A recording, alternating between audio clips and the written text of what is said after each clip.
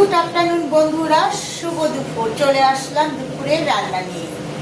তা আমার বরমশাইয়ের শরীরটা খুব একটা ভালো নেই, শরীরটা খুব খারাপ। কালকে একটা অপারেশন হয়েছে পায়ের, বুঝেছো, তার জন্য মন মেজাজটাও খুব ভালো নেই। কিন্তু কিছু করার নেই, রোগ খেতে তো হবেই, আর জীবন তো চালাতেই হবে। সন্তানদের জন্য রান্না করতে হবে, যতই মন খারাপ হোক না কেন, তাও সন্তানদের জন্যে তোমার কি বলতো রান্না করতে হবে। নিজেকেও খেয়ে সুস্থ থাকতে হবে, আর নিজে সুস্থ না থাকলে পরিবারকেও সুস্থ রাখতে পারা যায় না। তাই সব কিছুই কাজ করতে হবে। তাই যাই হোক, ভালো মতো অপারেশন হয়ে গেছে বন্ধুরা। তা এখন সুস্থ আছে, ভালো আছে। তা মানে এতই হতভাগ্য কপাল আমার যে অপারেশনের সময় আমি থাকতে পারলাম না। কারণ কি বলতো, অপারেশনটা হয়েছে শিলিগুড়িতে। উনি শিলিগুড়িতেই চাকরি করেন, ওখানে থাকেন। তা ওইখানে অপারেশনটা হয়েছে। আর আমার এখন ছেলের সামনে মাধ্যমিক, 13 তারিখ থেকে পরীক্ষা শুরু, উচ্চ মাধ্যমিক। তা আমিও যেতে পারলাম না সেই কারণে, নিরুপায়। তা আর কি করবো, ভাত তোমাদের কি রান্না করবো আজকে তাই তোমাদের দেখাই। ভাতটা হচ্ছে হয়ে গেছে।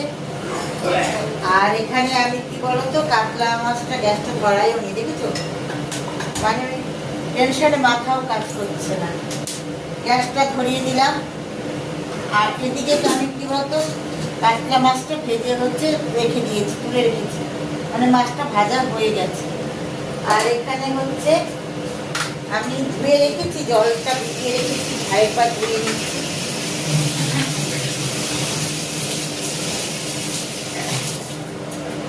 তা আমি এখানে কি বলতো, ফুলকপি আর আলু, টমেটো আর শিম, এই তিনটে দিয়ে কাতলা মাছের ঝোল করবো।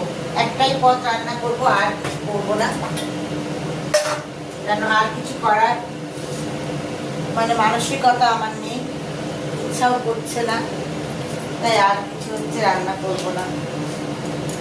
তাই তোমার আমার সকল বন্ধুদের কাছেই কামনা করি যে হচ্ছে